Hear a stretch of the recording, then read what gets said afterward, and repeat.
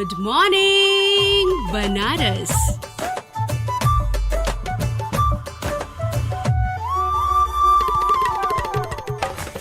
हे Banaras, good morning. कैसे हैं आप?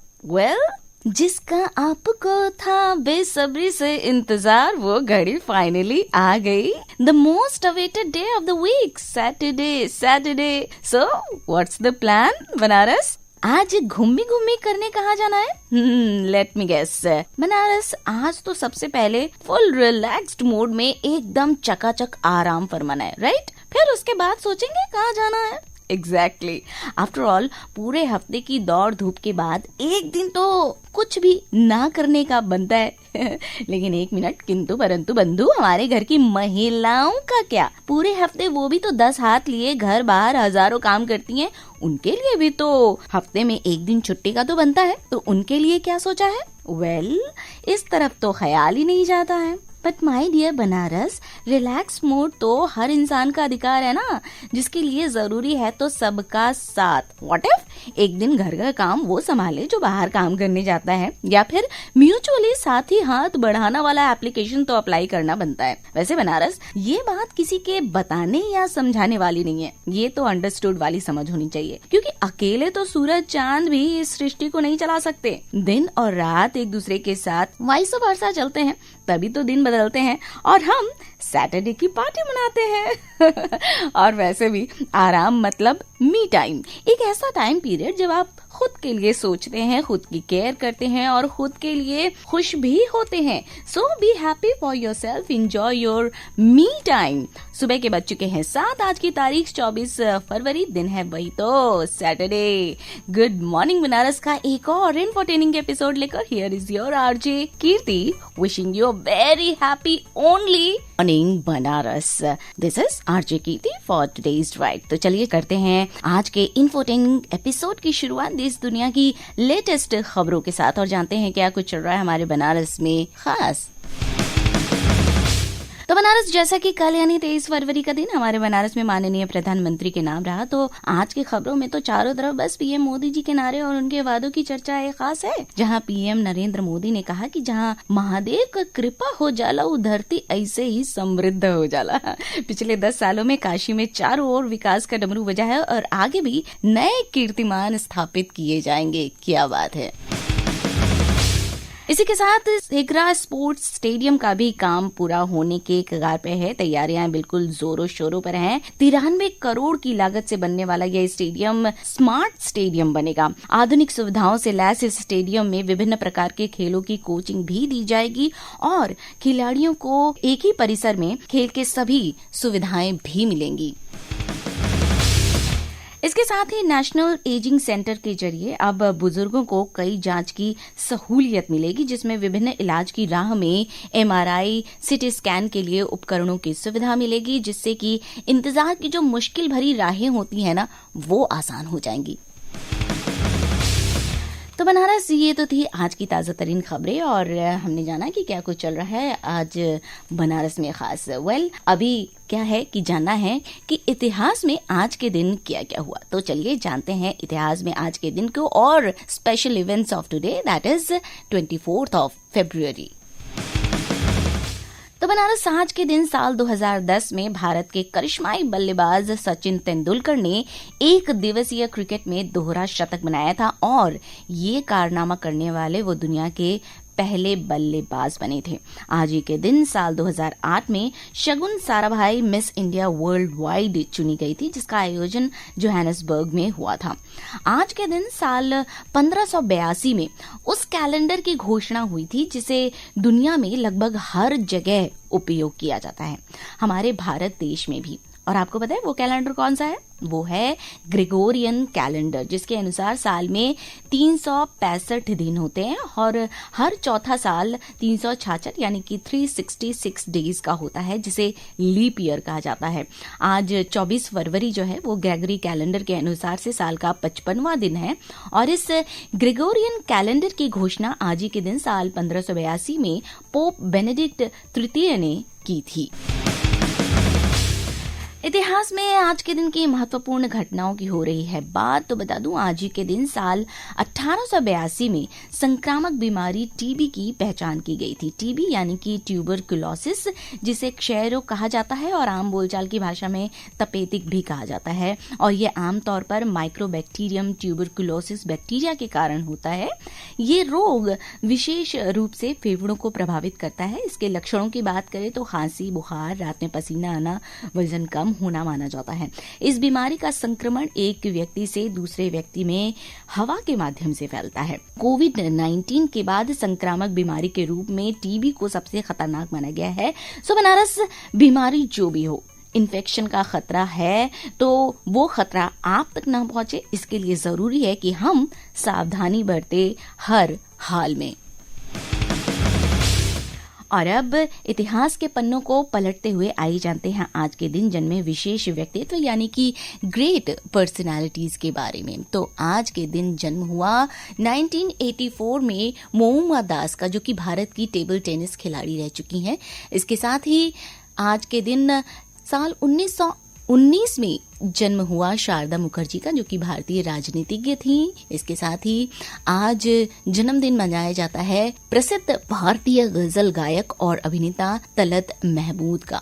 इसके साथ ही हिंदी फिल्मों के मशहूर अभिनेता और निर्माता निर्देशक जॉय मुखर्जी का है आज जन्मदिन। और साथ ही साथ अरब यात्री, विद्वान और लेखक इब्न बतूता, जिनका आपने बहुत ही नाम सुना होगा, 1304 में उनका जन्म हुआ आज ही के दिन। सो बनारस, अब उन पर्सनैलिटीज को भी याद करें जिन्होंने आज के दिन इस दुनिया को अलविदा कहा। तो आज है भारतीय सिनेमा की ख्याति प्राप्त अभिनेत्रियों में से एक श्रीदेवी की पुण्यतिथि। 2018 में उनका हुआ निधन। इसके साथ ही हिंदी फिल्मों की प्रसिद्ध अभिनेत्री ललिता पवार की बात की जाए तो उनका भी निधन आज के ही दिन हुआ। और भरतनाट्यम की प्रसिद्ध भारतीय नृत्यांगना थी रुक्मिणी देवी अरुंडेल, उनका भी निधन आज ही के दिन हुआ, यह 1986 में। इसके साथ ही भारतीय शिक्षा शास्त्री, अमर चित्रकथा के संस्थापक रहे अनंत पै, उनकी भी आज है पुण्यतिथि। और इसके साथ ही साथ बात करें अब बनारस आज के महत्वपूर्ण अवसर और उत्सवों की, तो आज जैसा कि है संत रविदास जयंती, चारों तरफ इसकी धूम है। और आपको तो पता ही है कि हमारे बनारस में इसके लिए बहुत सारी तैयारियां काफी दिनों से होती हैं और साथ ही साथ शाम के वक्त में झांकियां भी निकलती है। संत रविदास, जिनका की काफी नाम है, और साथ ही साथ ये एक भारतीय पोएट रहे हैं जिन्होंने भक्ति के मूवमेंट चलाया था। और 15वीं 16वीं शताब्दी में इन्होंने काफी कुछ देश के हित में किया, लोगों के हित में किया, उन लोगों के हित में किया जो कि निम्न माने जाते हैं। और इन्होंने लोगों के अंदर ये चेतना जगाई कि कोई भी काम छोटा या बड़ा नहीं होता, कोई भी इंसान छोटा या बड़ा नहीं होता, ये सब हमारी सोच होती है। और हम सब एक ही भगवान के दास हैं, हम सभी एक ही इंसान हैं, हमारी जाति, हमारी सभी विशेषता इंसानों वाली हैं, तो हम एक दूसरे से जाति का भेद क्यों करें। और इन्होंने भक्ति छंदों को सिख धर्म ग्रंथों में शामिल किया, और जिसे कि गुरु ग्रंथ साहिब के नाम से भी जाना जाता है। और इसके साथ ही साथ इन्होंने कई सारे आयोजन चलाए और कई सारे इन्होंने कविताएं लिखे, धार्मिक आंदोलन चलाए, जिसकी वजह से इनका नाम है। और साथ ही साथ लोग इन्हें भगवान की तरह पूजते भी हैं, क्योंकि बट नेचुरल सी बात है कि आप जब इंसान होने के नाते इंसानियत वाला काम करते हैं और लोगों को एक साथ रहने की शिक्षा देते हैं, और आपके द्वारा लोगों को ये ज्ञान प्राप्त होता है कि नहीं, ये चीज करना हमारी जिंदगी के लिए, हमारी लाइफ के लिए अच्छी चीज है और हमें इसको मान करके आगे चलना चाहिए, तो इससे बड़ी बात और क्या हो सकती है।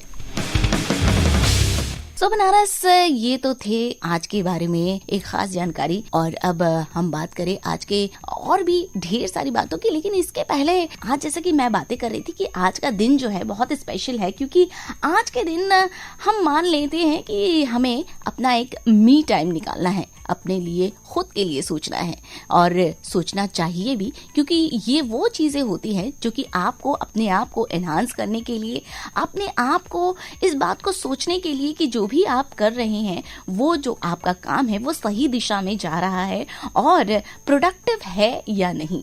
तो अपने आप को और भी ज़्यादा उपयोगी बनाने के लिए मी टाइम का होना ज़रूरी है। चलिए इसी बात पर ये गाना एंजॉय करते हैं।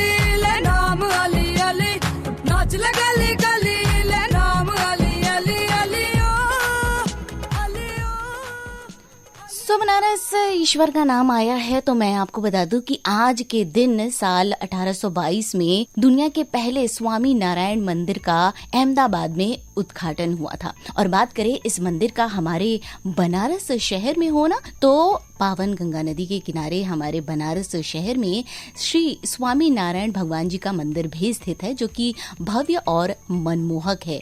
और आप बनारस में हैं या फिर बाहर कहीं से बनारस में आए हैं तो इस मंदिर को देखने आप जरूर जाइए, जो कि बनारस से 3 किलोमीटर की दूरी पर स्थित है। श्री स्वामी नारायण जी का मंदिर बहुत ही आकर्षक है और मंदिर के अंदर और बाहर कई सारी कलाकृतियां हैं जो कि कलात्मक भी हैं और साथ ही साथ आकर्षक भी हैं।